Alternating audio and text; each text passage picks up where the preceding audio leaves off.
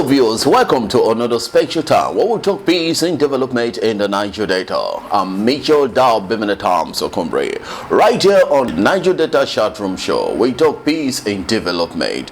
Don't go away, the program Niger Delta ChatRoom will be right back after this break.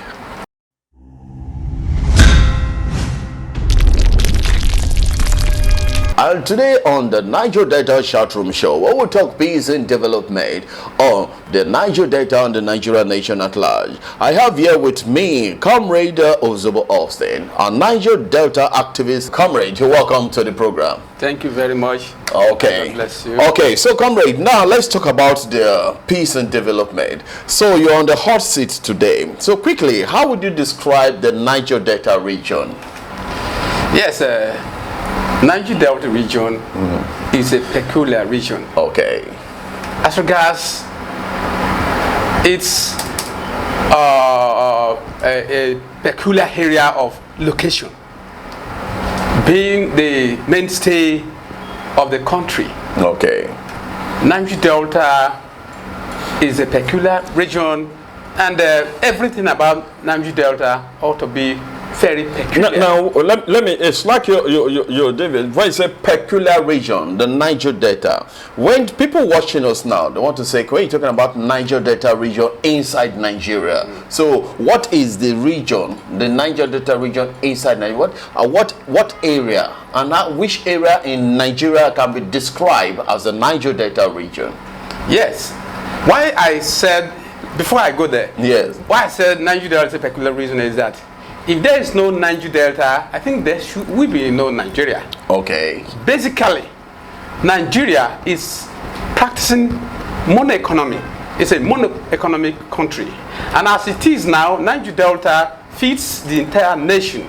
The oil resources that comes from the Niger Delta is what is sustaining Nigeria. Okay. So if we're talking about Nigeria, every other region depends on Niger Delta. We are very peculiar. And as you were trying to... yes, I was trying to tell you which particular area in Nigeria can be described as Niger Delta region. Yes. Because today we see that the map itself is becoming something like a zigzag. Because we have Kogina is a Niger Delta, Sokoto is now part of Niger Delta. So when you say the Niger Delta region, is it the oil producing state? Yes, actually, the first meaning of Niger Delta, yes, the word was framed by Adakaboro. Okay. And he framed it to cover an oil producing people living in the coastal region. Okay. Of Nigeria.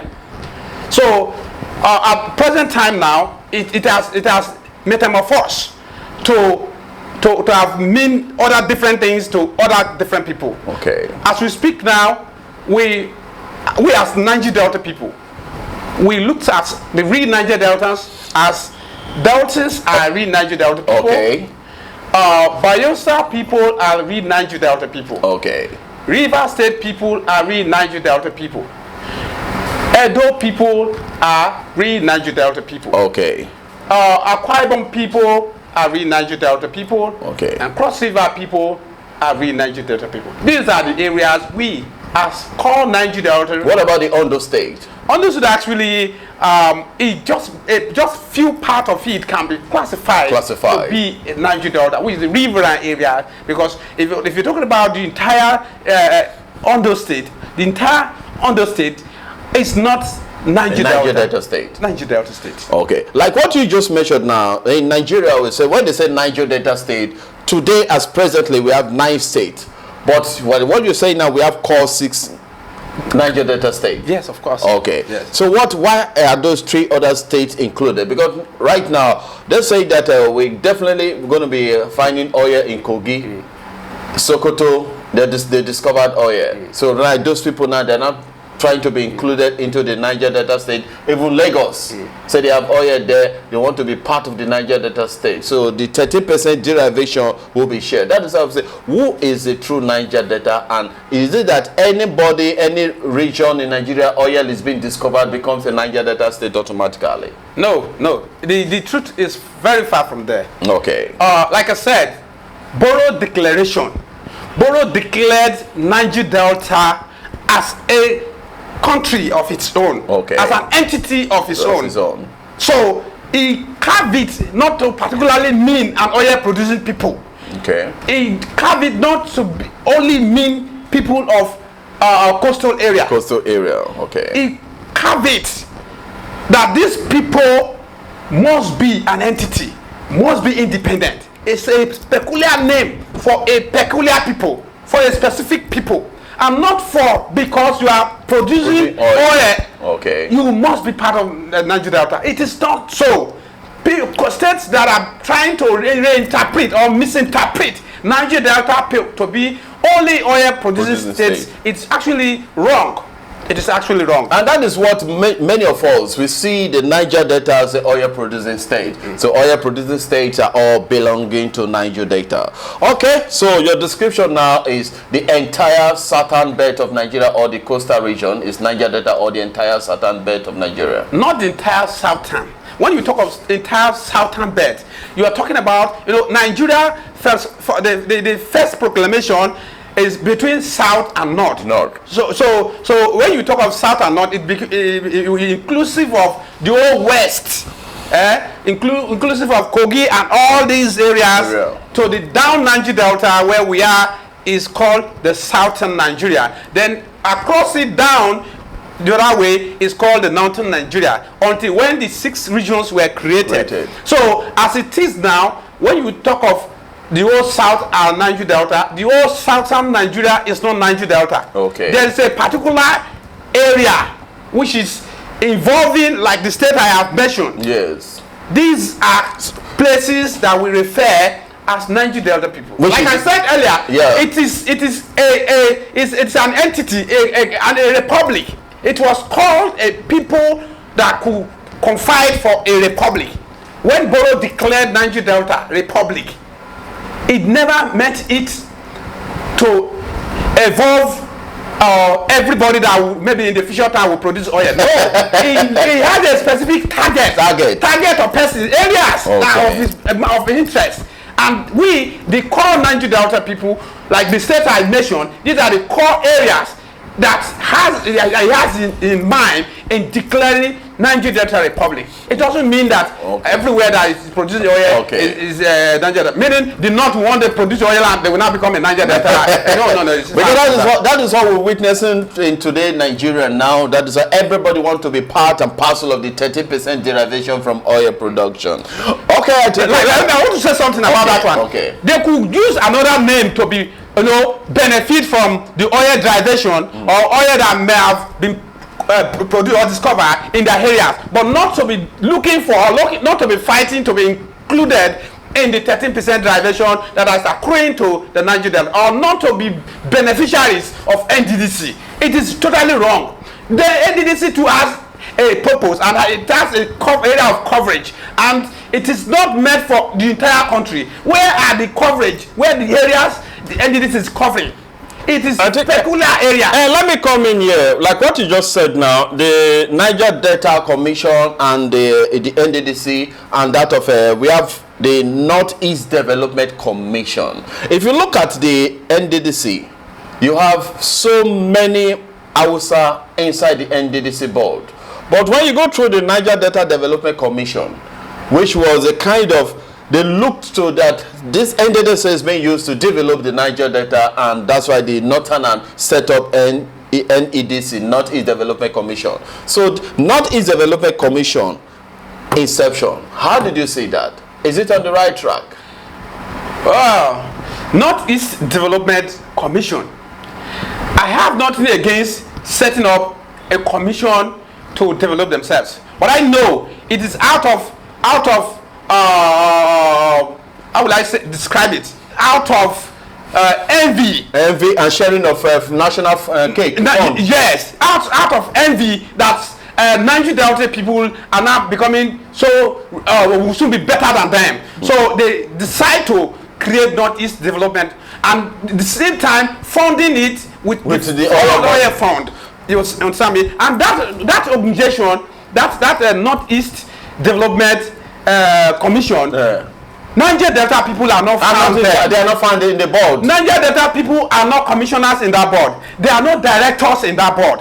So we too, we are not canvassing. But when you come to NDDC, you have the Hausas, the Northerners, all are there trying to usurp and trying to pluralize the interests and the objectives of Niger Delta. So what do you think our legislators should do when it regards to this matter? Our legislators are sleeping. Okay. They are sleeping. You know, most time when I look at certain issues, I feel perplexed. Perplexed in the sense that when you expect certain person to change the narrative and they are not doing it, they have the power, but everybody will go there and begin to fight for their personal interests. Like for example, NDDC, we have senators. They will never talk of when Hausa want to bring directors to NDDC. It was done through the approval of the National Assembly. And these our leaders are still in the National Assembly, and they don't argue it. They couldn't observe the motion. Only do what they do is when you are bringing this in. What is my take? I support. No, they first negotiate for their self. Okay. They say what will that benefit? And actually, what you are doing, you know, it is wrong. It is wrong. They will say it to those who are, or the cabals who are trying to do that. Like, well, this is wrong. My people will argue about it. They will agitate you.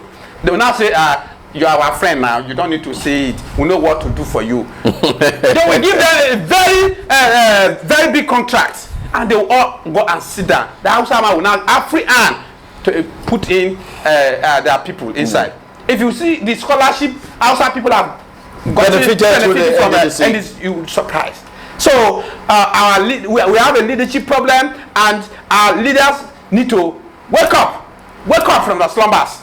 Tell the government pedigree and integrity, and that you stand on their grounds, believing that they are representing people, okay, and not themselves. Okay, so you're still watching the Niger Delta ChatRoom show. Right here, I tell you, we'll be discussing peace and development in the Niger Delta with the Comrade Ozobo. He is a man that is a public analyst and an activist of the great Niger Delta, talking developmental matters. Now, let me take you to this recently, this Tantita security, Nigerian military, and the Oyet illegal bunkering destruction matter. Do you think it is right for the burning of vessels and illegal products in the Niger Delta? Do you think it's the right way to do? Yes, actually, I have advocated on several fronts that burning of the crude is actually wrong. It's wrong in the sense that the crude itself has economic value. The crude itself, it has economic value. We're talking of no enough funds to cater for citizens of the country, and we have been able to arrest or seize some stolen crude, and we are destroying it. I think it is not. Why is the military in a rush? In a rush to destroy and burn and the vessel and destroy the crude oil? You know, the myopic thinking of the military. They think that if they destroy it, then the whoever is involved will not be able to be traceable. No, not even traceable. Will not be able to gather momentum to go back and restart it again. That is their mentality. But it is totally wrong. Look at it from this angle. Now, you seize a vessel. And after seizing the vessel, what will you do? Look at the quantity of crude oil in the vessel. Okay, NNPC is there. Take them to NNPC. Take the oil, the crude oil to NNPC. And sell them and make money for the country. Yes. Take it. If the government can decide to seize the vessel or destroy it based on law. Yes. Laws are in fact there are laws in this country. And the funniest thing, the law says that every accused person is presumed innocent. Every accused person presumed innocent until it's been convicted by a competent court. And let me come in here, Austin Ozobo. Yes. If you look at the matter that this Tantita security and illegal oil theft destruction, after destroying the crude oil, destroying the vessels, now the people working, the crew members, you say you want to take them to the law court, and you are destroying the evidence. So what evidence will you use to prosecute these people? So no, it is funny, like I said earlier, that actually Tantita is doing a very good job, because I cherish it in the sense that our environments were very polluted. Because one, destroying burning that vessel and burning the crude oil, you are causing more hazard to the region. Yes, our environment has to be protected. You know, the aquatic organisms in our area has to be protected, and you know what causes pollution is the proliferation or the spreading, the incessant spreading of the crude oil. Yes, that's what causes the pollution, and now we are still burning it, and the crude is still spreading on the same environment that we are trying to clean, trying to remediate. So what will be your advice now to the Nigerian government, Tantita, and the security in case of any further arrests? Yes, I want to advise that Tantita, they are doing a good job. Okay. But the area of burning the vessel and the crude oil, actually we must Nigeria need money. We need money. We have to have a rethink, and Nigerian military also should not rush to burn crude vessels or stolen goods, because it can be taken to NNPC. Yes, and it can be help to generate revenue for the country. So if the military don't want to, or the federal government don't want to prosecute or look for the mighty illegal giants, they should seize the commodity, sell it, and make money, and put the money back to the national treasury. Exactly. And use it for the region. Exactly. So instead of burning, destroying, and you are destroying it back to the region, will not become this environmental pollution, which will not become another big problem for the Niger Delta people. Yes. Okay, on the aspect of that, before we round up this section, there are laws that are governing dumping waste on the federal government waterways. Okay. There are laws. Yes, you don't just go and dump refuge, or you don't go and dump waste, or you don't go and pollute the government or the waterways. There's a law, there are environmental laws that are against it, but we just all of us blind our eyes to environmental laws of this kind, which actually I think something that we should also think about. Okay, now let me deviate you from that angle and let us move straight to the commissions that has been created to bring foster development in the Niger Delta. I'm talking about the Niger Delta Development Commission. I'm talking about the Presidential Amnesty Program, and also the Ministry of Niger Delta. Do you think these corporate agencies, have they done very well in bringing development to the region? Actually, the two commissions you've just mentioned have upgrade, and their focus has been misplaced, and the purpose of establishment of these organizations has been misplaced as well. And you see, amnesty program. Yeah. The amnesty program was met for a particular set of persons. But today you see outsiders in the amnesty program. You see the Yorubas in the amnesty program. You see different kind of persons that you'd never imagine are in the amnesty program. But how will cost it? It is the various coordinators. I learned, somebody was telling me how Kuku, because of his governorship and interest, brought many people from Yoruba land, which is from Ondo Axis, to join the amnesty program. You understand? So amnesty program has become a conduit pipe as well too. As we speak now, Hausas are getting scholarship from it. As we speak now, Hausas are now staff in the social amnesty program. office. They dictate, they are directors in the amnesty program. Now, our people who may be privileged to man the office of the coordinator of the program will be used. And when they use them, and because of selfish interest, and because of what they will get personally, Okay. they will move out of direction and begin to impose things that are very, very troublesome to the program. As we speak today now, amnesty program is not amnesty program again. Some people who died, that in fact, the blood of innocents and agitators that brought about the establishment of the Niger Delta Amnesty Program, or Presidential Amnesty Program. But as we speak now, some people who doesn't know anything or do not know anything about the amnesty program that are enjoying the benefit of the amnesty program. It is very appalling. Okay. If and one of the Niger Delta Ministry. I don't even know whether Niger Delta Ministry is existing, because I have not seen any program that being held or being initiated by the Niger Delta Ministry. Because all of them are jumping to NDDC. They came and begin to, these organizations are conduit pipes where people see them as an avenue of making money. Cabals coming to gather, pump money in the name of NDDC, in the name of Niger Delta Ministry, and at the same time go behind and collect this money and enrich themselves. Because let me come in here. President Bola Ahmed Tinubu said he wants to restructure the Niger Delta, and including the agencies that were created to foster development.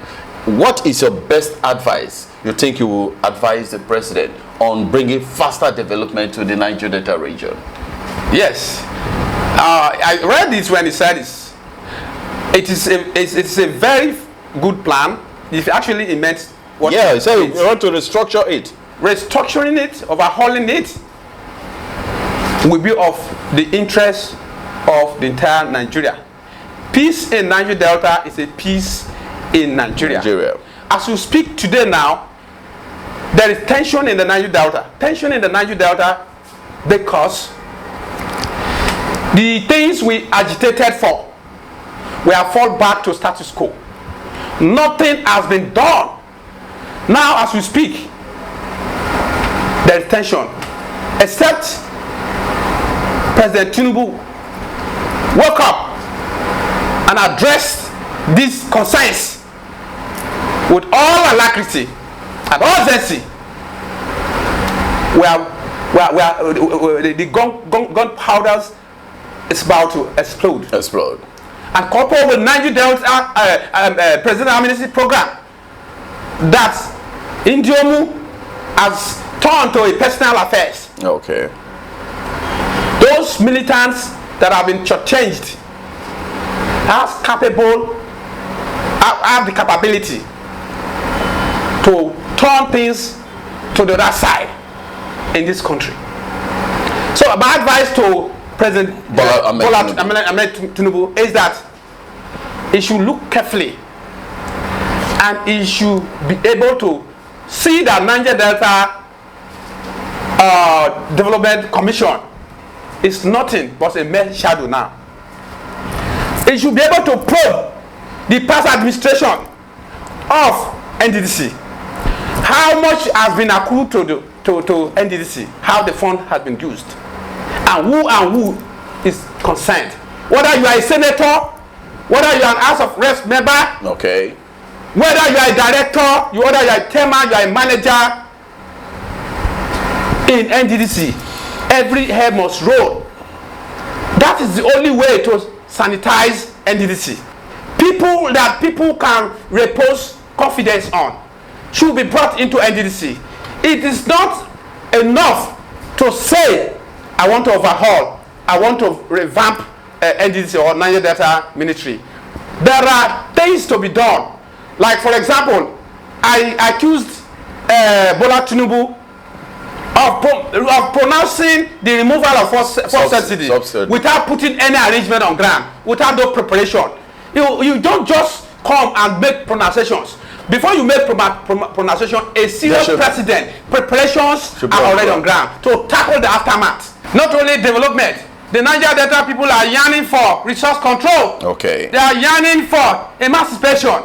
Yes. So these are issues that could cause problem in his government. Okay. And on that ground, it should take it serious. Not the issue of development. Well, in fact, we are not even talking about development again. We are talking of resource control. Resource control. We own the oil and we want to control it. Let us pay tax to the government. It is not as usual. We will not accept it again. Okay. And any form of intimidation, oppression, marginalization in this new administration, Ijaw people and Niger Delta people will not ever accept it. Okay, I tell you that that has been my guest, Comrade Austin Ozobo. He's activist in the Niger Delta that has a pain on the development of the Niger Delta. Now, if you look at the recent appointment of the appointment given to the Ijaws, where I think Boro Opodo was retained in his former appointment. We have some of our key appointees. We're talking about Right Honorable Basi Gana, Solomon Funkekeme, Frank Omare, which happened to be the DG on special duties. Then Boro Opodo on waterways chairman. Then Solomon Funkekeme and Basi Gana so far essays. So far so good. The appointment from sheriff to the Ijaw nation, are you satisfied with it?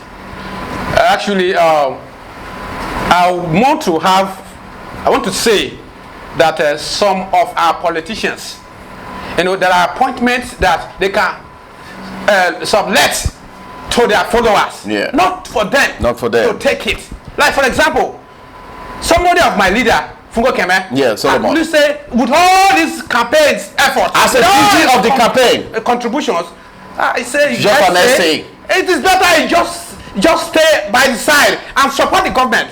No, he should have grown that kind of appointment. Yeah. Because we know him, we know who he is in the Ijaw nation, and we know how he works. So I think voluntarily it should have been better.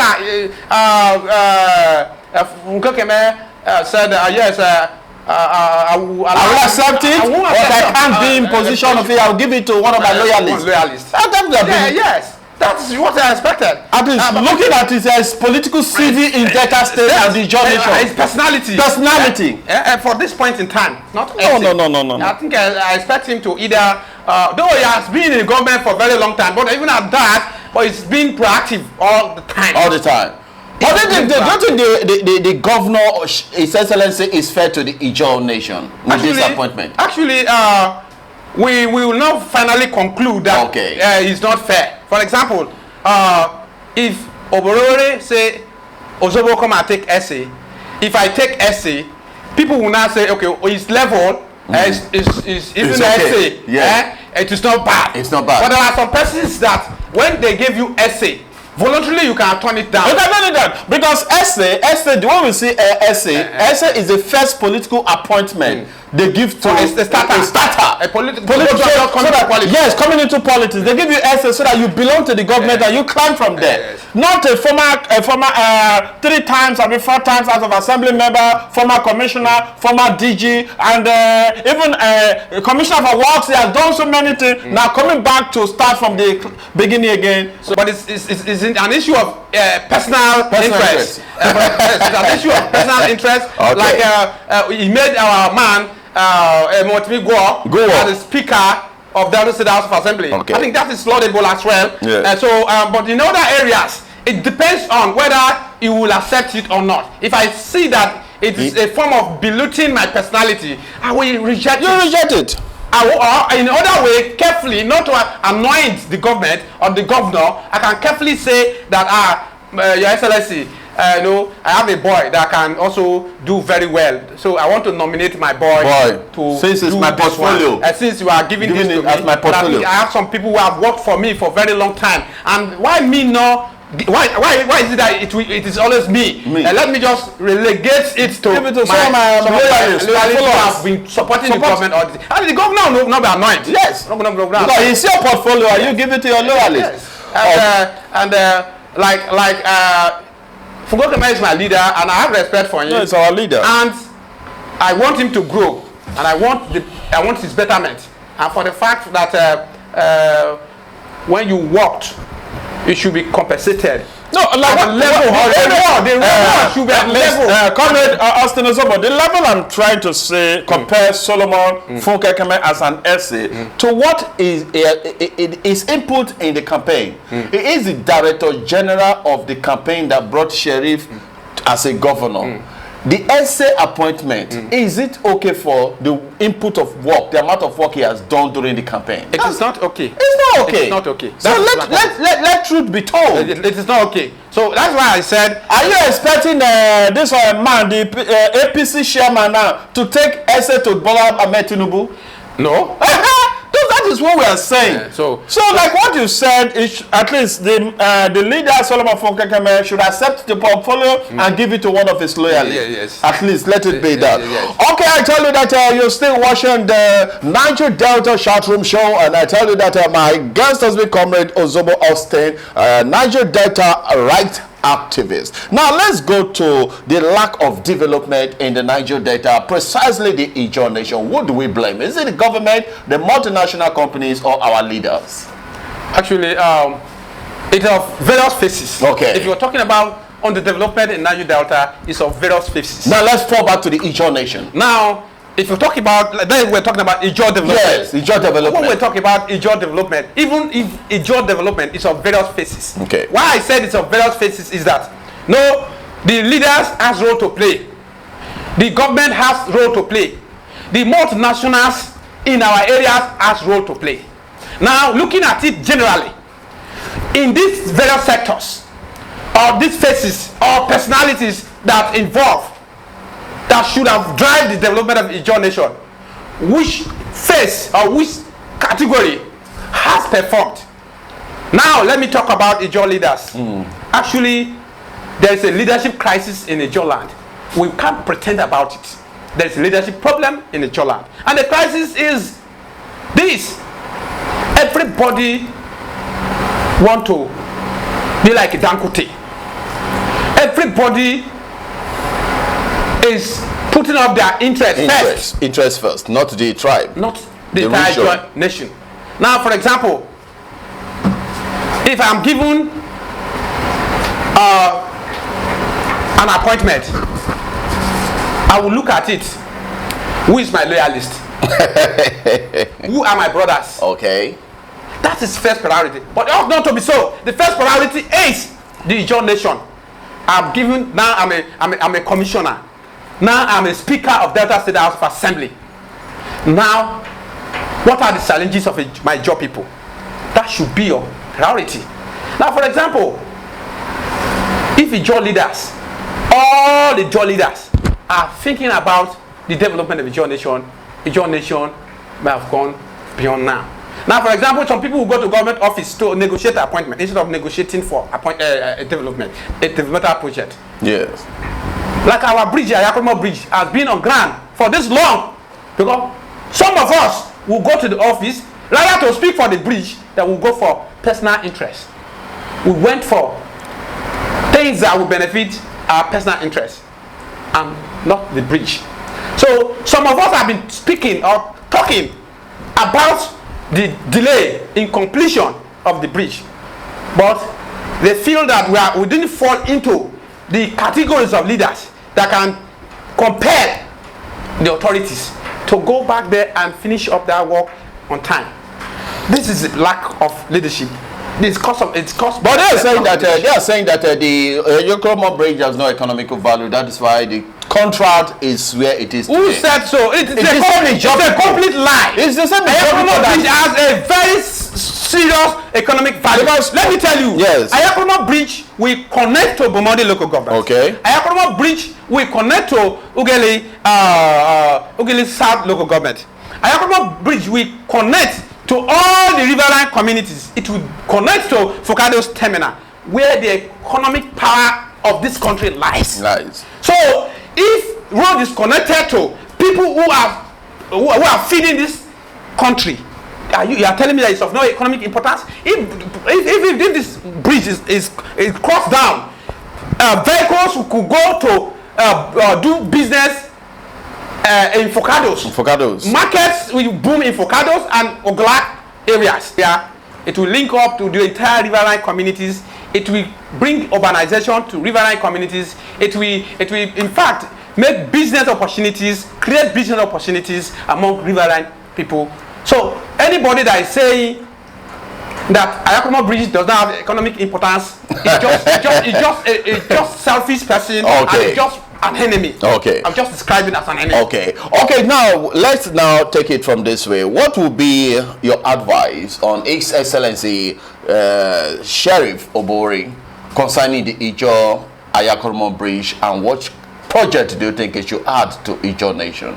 Yes, what Obori should know, the governor, His Excellency Sheriff Obori should know, is that Ijaws are critical stakeholders in Delta states, and trying to relegate Ijaw to the background, actually it is not the best way of governance. And my advice is that he should take serious attention on the development of the Ijaw Nation. Ayakomo Bridge precisely is one of the core projects. It's one of the key projects. Should it be completed within the 4 years or before the 2 years? At least within now, between now and next year, that bridge should be completed. Okay. Yeah, between now and next year. It's the issue of rolling out funds. If enough funds have been allocated to that bridge, it will be done within a twinkle of an eye. Okay. So it should actually reward the Ijaw people based on their contributions and their support in its electoral victory. You know, if I might say that any project Sheriff will want to give to Ijaw Nation, legacy project, because one, the Ijaw people, we can definitely develop ourselves. It should help us with the Oro Junction to Bomodi. I think to analyze that route for us. Actually, yes, it's a good demand. I think that one will definitely open up. I blame God Orubibe on that project. Yeah. Even when he was the Niger minister, he has all access, it's a very small road. That he should have dualized to even Torbene or to let's say to Bomodi. Yes. But he failed. He started the road, abandoned it, and come back home. It's a disappointment. These are the leadership lacunas we are having in the journey. So at least if Sheriff can dualize that road for us, for Ijaw people, it will profile him. Yes, it will profile him. So let him just forget any other project for Ijaw for the first. Not forget about Ijaw project. They should just do that major one. That should be part of Junction. Other major needs and demands. Then if you give us that, then it should add higher institution. You cannot just foreclose. Yeah, okay. Maybe he has his own plan for the Ijaw Nation. Even at that. But we should make our demand that is very vital. That is just one of it. Okay. There are others. Okay. There are others. Like previous Okowa's government. I think we have some roads, not only one. Yes. Apart from those ones, we were still demanding more. Yeah. So don't foreclose. Okay. Maybe the ones we are demanding could be added by the ones they have in plan, they have in mind already. Yeah, so don't foreclose the development. Okay, I think I like His Excellency Senator, former Governor Ifeanyi Okowa. I think I heard his name, and you were among his essays in his government. So how would you score the development of Okowa and Delta State, precisely the Ijaw Nation? Do you think he has done completely very well for the Ijaw Nation? Nobody can completely done well for Ijaw Nation. Okay. Nobody can completely done well for Ijaw Nation. Ijaw, we just little things that we are having from government. The capacity of development Ijaw needs has not been driven. So the resources from the Ijaw Nation is okay. So that you tell us. I'm trying to tell people. You are just alleging. No, we're not alleging. You are alleging. We're not alleging. I said the revenue from the oil region. I've told you earlier that every accused person is presumed innocent until proven guilty by a competent court of law. Okay. So you are taking an assumption. I said your principal, your former principal, has it done well for the Ijaw nation? If you say you have done it, then it's an open executive project. It is open to discussion. If you say has it done well, it become a question. So and it's open for discussion. But like when you said it's told or I said the resources from the Ijaw oil producing communities and the project cited by your former principal is, can we measure co-equal? Now, if you are coming to that angle, I will respond. That is what I said. Like I said earlier. Okay. That nobody can completely satisfy Ijaw nation in development wise. Okay. Now, for example, Okowa came and did very few. If you compare to the oil resources that is coming from Ijaws in Delta State to the coffers of the government of Delta State, what he did is few.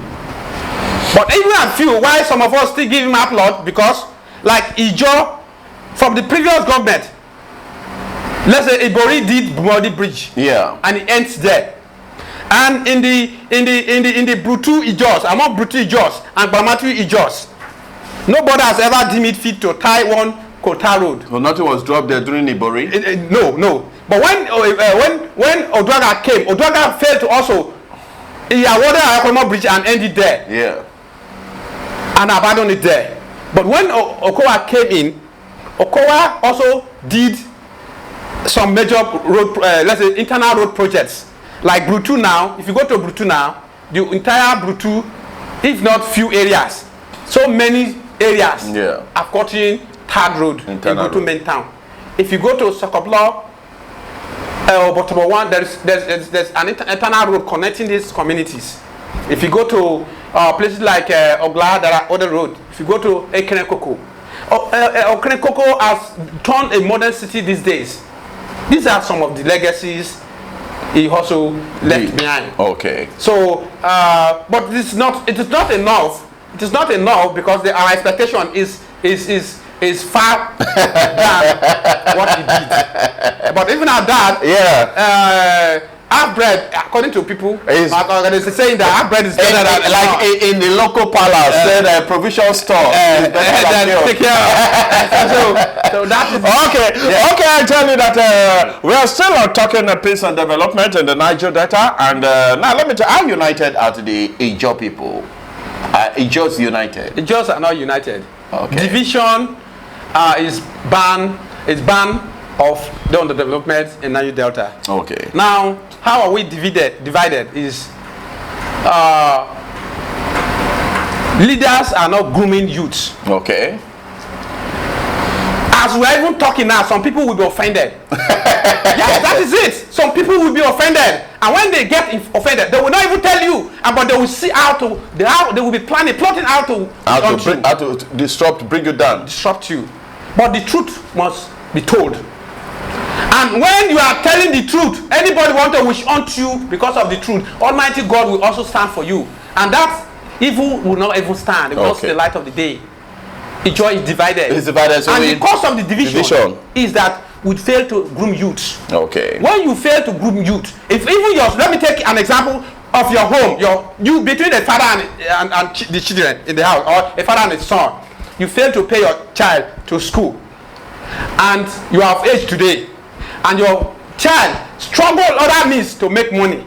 Do you think your son will sit in one table and discuss with you? No. It will not discuss with you. Do you think that child will be happily say, I want to build house for my father? It will not. Disunity because you fail to play a role at the time you need to play a role.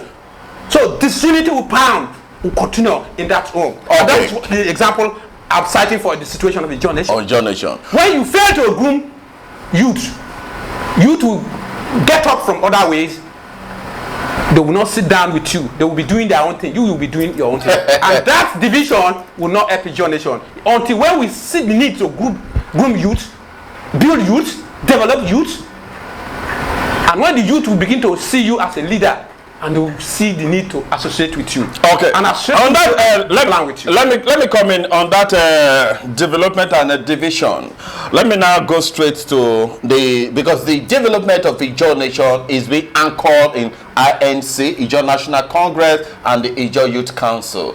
And if you look at the INC today, the INC in the right track of bringing development to the Ijaw nation under Professor Benjamin Okaba? Well, generally, yes, INC, IYC have performed below expectation. Okay. Now, for example, IYC is no longer a voice in Niger Delta or voice for Ijaw people. INC is no longer a voice for Ijaw people because they have direct the objectives of establishing these organizations have been defeated. Now, for example, we are all at our slumbers, and a lot of things are going wrong in the Ijaw nation. Haven't you heard how Ijaws in Polo area have been killed gruesomely by the Ibibios? Yes. By the Calabar and Akwa Ibom people? Who is talking? Who is talking? INC is not talking. IYC is not talking. Is that how we will drive the development and the oneness and the safety and the protection of the Ijaw nation? In fact, speaking is not even enough. Let us take action. Let us take action. Let the Ijaw youth go to Opolo and deal decisively with those who are killing our brothers. Why we will come to paper and say, I condemn it? No. But people like us that are not harmed, we can condemn it on paper. But these are organizations that are strictly established to protect Ijaw interests. You become IYC president, you use the office to look for money for yourself. For yourself. If you become INC president, you use the office to make money for yourself. Get contact for yourself. Get contact for yourself. Get yourself equipped. That is the level at these organizations have put themselves. I cannot call IYC if I am in problem. The IYC should come and solve my problem. Because they don't have the capacity. They don't even have the charisma. Well without to even dive into solving problem for somebody, because they have messed themselves. Everybody have seen them that they are no longer reliable. The IYC and the INC itself. These are INC too under Okaba has not performed up to expectation. Now we are talking about militarization. It's being militarized. As we even speak today, there's no crisis in Ijaw land. But when you go to your village, the military will subject you to raising of arms. Every point of military checkpoint. We have military checkpoint on the highway. Nothing like crisis. Has they ever stopped any vehicle and tell the motorists or tell the passengers and the driver to come down and push their motor across a military checkpoint before entering their motor to go to where they are going? Why must we be subjected to this kind of intimidation in the highest order? And we have leaders.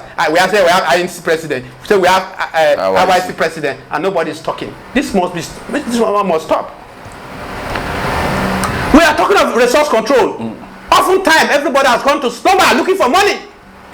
Niger Delta emancipation or Ijaw emancipation, everybody has gone to slumber. We are talking of NDDC is flopping. Nobody's talking. Okay. Niger Delta ministry is flopping.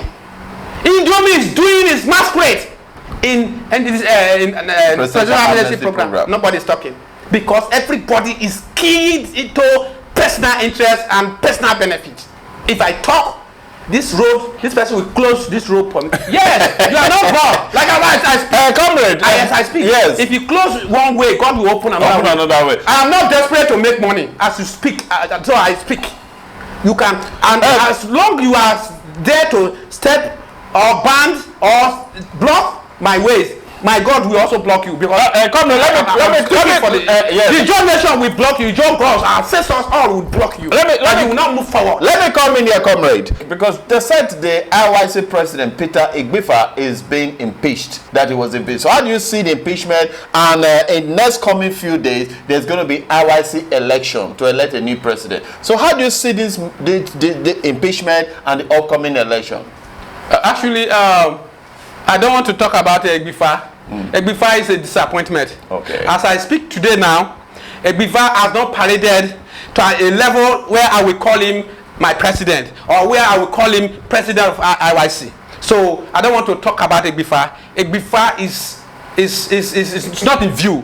If you talk of the cost of Ijaw nation, Igbifa is not in view. He came to make money, and he has made this money. They cash out, and today they're still cashing out. So it should be forgotten. So are you not sure that this problem might lead to double emergence of a double leadership structure? If that happens, I would personally call for the disbandment of IYC. I would do, because it's of liability. We can't talk of solving problem and carrying liability at the same time. So I will call for disbandment of IYC as a group. Okay. Now before I let you go, how would you describe a typical real Ijaw man? Ijaw man, the typical Ijaw man, yes, is a man of truth. Okay. Ijaw means truth. I have not seen any tribe name that is as sweet as Ijaw name. If you ask Robo man, they will tell you the meaning of the Robo, but it's far from truth.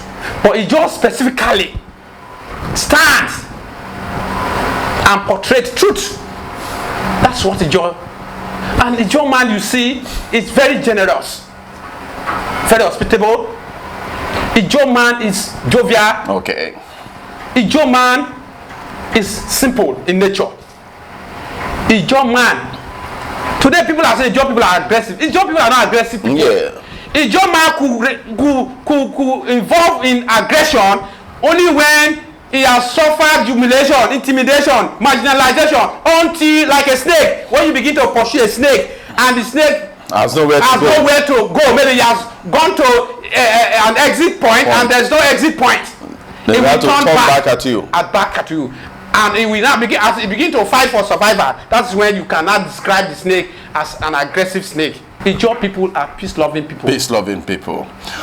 Okay, I tell you that the program has been Niger Delta ChatRoom. And here we talk peace and development in the Niger Delta. And my guest discussing peace and development is no other but the Comrade Ozobo Austin, a Niger Delta right activist. Now, my comrade, I want you to look straight to my camera and advise the Ijaw nation, the Ijaw leaders, and also talk to the Ijaw youth in the forthcoming IYC election. Look straight to my camera. The forthcoming IYC election, I'm not seeing anything good coming out of the forthcoming IYC election. I am only envisaging catastrophe in the forthcoming IYC election. But I want Ijaw youth, be very careful. Don't celebrate the killing of your brothers. Don't celebrate intimidating your brothers. Don't, because of interest, jeopardize the entire Ijaw interest. Put the Ijaw interest first. Work for the Ijaw interest. Your interest should be a second agenda. When you go to that election, look at the personalities, look at pedigree, look at integrity. Who are these personalities, or who are these aspirants or candidates, whichever you describe them, can drive the Ijaw cause? Forget about money. You monetize your rights, you suffer it. Your children will suffer it.